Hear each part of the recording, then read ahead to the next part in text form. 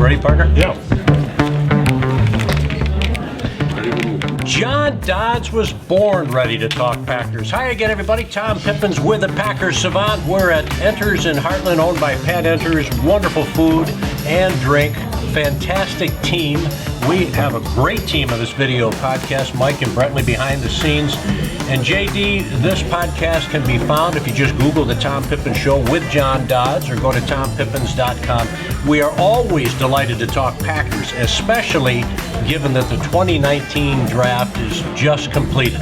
Day one, pick number 12, Rashad Gary out of Michigan. And a lot of Packers fans go, huh?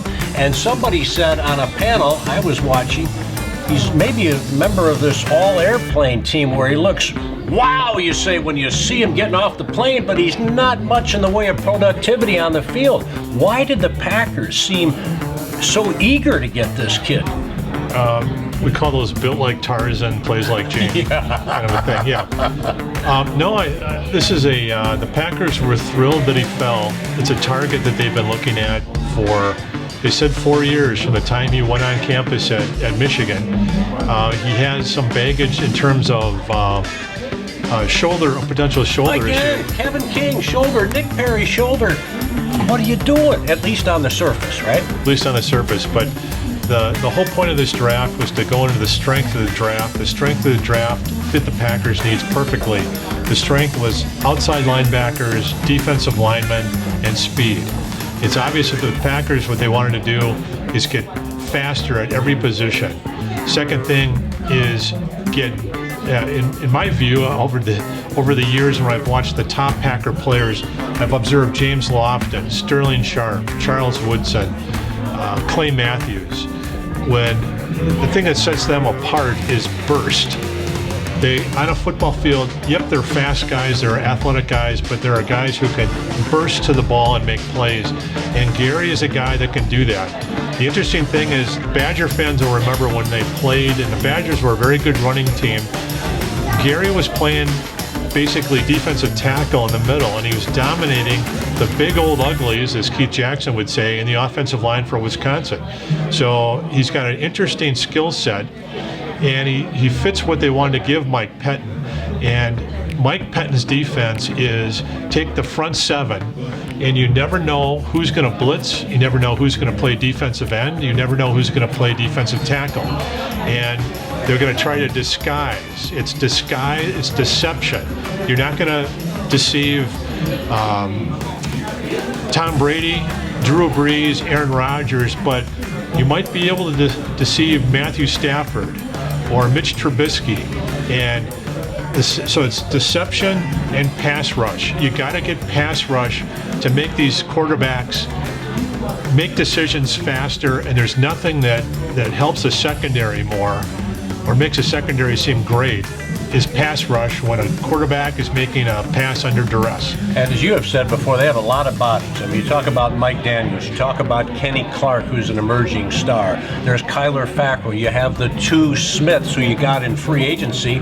Clay Matthews is gone. Nick Perry is gone. So obviously Mike Pettine, the aforementioned defensive coordinator, has options.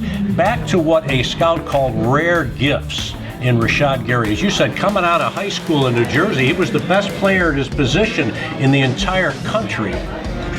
He is 6'4" 3/8", so almost, a little over 6'4", 277. And as you said, speed, that's 4.58 for the 40.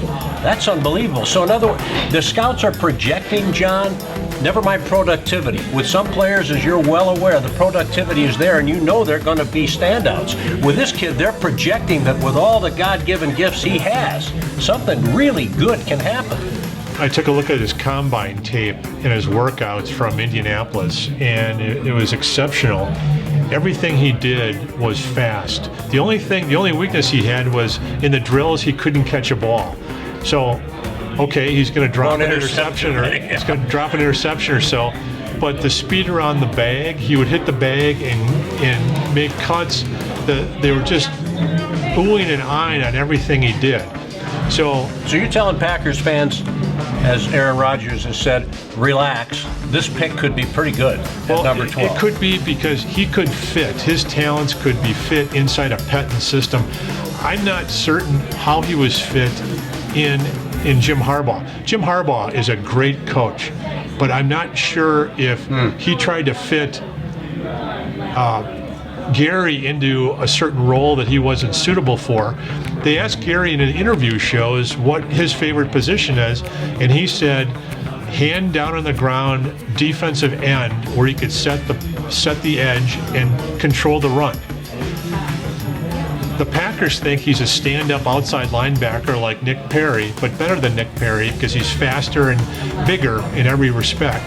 But they also think he can play defensive tackle, and all Badger fans can just look back and see what he did at defensive tackle. I think he can. So if you look at all the things the Packers have done in the offseason, and that's on defense, getting Zadarius Smith, Preston Smith, they're getting Amos, they just drafted Gary. Those linemen that they drafted have one thing in common: they can play multiple positions.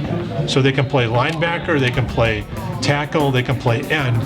So it's deception and pass rush. And it's a great point you make, as usual. Maybe the way Matt LaFleur will play Jimmy Graham this season, more in the slot as opposed to the prototype going over the middle. So we'll certainly find out about that. But now maybe the key to it, with their second first-round pick, they take the jump from 30 to 21. They give up 2 fourth-round picks to get Darnell Savage Jr., a safety at 5'11 and 198. So he has a 4.36 40, and you mentioned in the same breath, you're not saying he will be, but Nick Collins, the last time the Packers defense was Super Bowl caliber and won, it was when they had 36 back there. Nick Collins was from a small school, and Bethune-Cookman, right? Was projected to be a third or fourth round pick. Ted Thompson took him in the second round in 2005. He took him right after he took A-Rod. And one of the scouts from the Raiders told me about Nick Collins is they saw a tape where a Bethune-Cookman opponent had the ball on the inch line, and they thought they were going to quarterback sneak. And he came up from his safety position, and he was ready to jack the quarterback. And the quarterback kind of went down in the fetal position, hid the ball, went back, and threw the ball to the sidelines to the pylon. And somebody batted it down, and he looked, and it was Nick Collins. He couldn't believe that a guy went from the middle hash to the pylon that quickly. He called all his other friends of the scouting department and says, look at this is unbelievable. He said, I called him after the Packers took him in the second round. He said, that's why they took him. Now, it took Collins 3 years, and then he became all-pro, best safety, one of the best safeties in the league. By the way, these are stories you just don't get on any other video podcast from the former Raiders scout, John Dodds, by the way, in case you don't know. All right, let's get into Savage then. As you said, he's a little smaller than Nick Collins was. As fast as he was thick up here. He was a rugged guy. Right, he was 6'2.5", a willing tackler. 210. All right, what about Savage? Savage is about 6 feet, 185, 180, or so. They like his ball hawking ability. Yeah. So you like the way he and Amos would fit back there? Yeah. One is kind of, you cover the territory, Amos, and this kid's going to go and be the playmaker in an ideal world? Amos is the guy that fits in the box. Mm-hmm. He's going to go up and make the plays in the box. And Savage is going to be the guy who's in the back, who starts off between the hashes and can still get to the sidelines if he needs to. So he can also guard the slot. So he can come up and be a slot corner, a nickel corner. So that gives him versatility. But again, it comes back to Mike Pettin. Disguise, deception, and speed. That's what Pettin wants on his defense. That's what they're going to get him. Charlie Cashley from the NFL Network made a really good point about the safety position. He said the Packers had no safety position last year. In fact, Gutekunst traded Clinton Dix during the season for a fourth-round pick, which is great because the Packers aren't going to get any comp picks because they're signing free agents. So they got his pick, and he packaged that to go up and get Savage. Savage was the first defensive back taken in the draft. This is a great draft for. And LaFleur said they felt on their board he's the best safety in the draft. He was the best safety in the draft, best corner in the draft, best everything in the draft. Wow. The Packers thought there were 22 first-round picks this year, and the Packers were at 30. They viewed Savage as being one of the top 22. So they took their 2 fourth-round picks, traded up to 22, traded to 21, drafted him right away. And the rumors were that Indianapolis loved him at 26, so he wasn't going to last. So they went up, and the way their board was structured this year, they liked the top 22 of the draft, and then they liked the depth of the draft at certain positions. So it made it a little easier to get rid of the 2 fourth-round picks they had. Exactly. It wasn't catastrophic. Like it could be some years it starts running out in round 4, right at the top of day 1 or at the top of day 3, and everybody starts trading into the top of round 4. They traded out of round 4, but they thought their board was really good in 5, 6, and 7. So, and based on the guys they got later on day 3, we'll get into that later, they were happy with that, so I think that's the way it fell. It was incredibly deep at linebacker, defensive lineman, and secondary. You said it. Look, Pip, we can't be grading these guys. We don't know. You can't project. But right now, you feel pretty good about Rashad Gary and Darnell Savage Jr. on day 1 at 12, and moving up from 30 to 21 to get the safety. Well, they're fired up. They're getting players that can help Pettin disguise and get speed, and they're getting burst. One thing that both Gary and Savage have is burst the ball.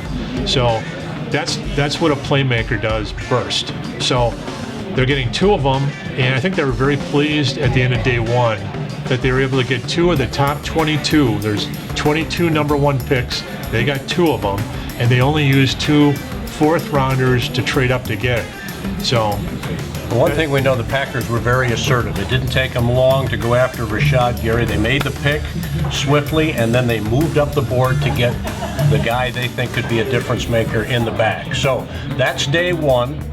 We're going to get to day 2, rounds 2 and 3, where they go for an offensive lineman who can play a lot of positions and a tight end. So we'll be back to talk about that with the Packer savant John Dodds from Enters in Heartland. I'm Tom Pippins. Google The Tom Pippins Show or The Tom Pippins Show with John Dodds. TomPippins.com, whatever you want to say. And you can find us, and we would love your company and any sponsorship availabilities as well.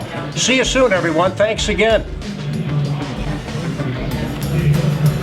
So I didn't hit record. Did you have it on that? I'm just gonna make sure you're not fucking around with us right there. No, we're good. We're good. You didn't. That happens. Usually too. you have a We can laptop keep or something. doing it. Yeah, we're doing that.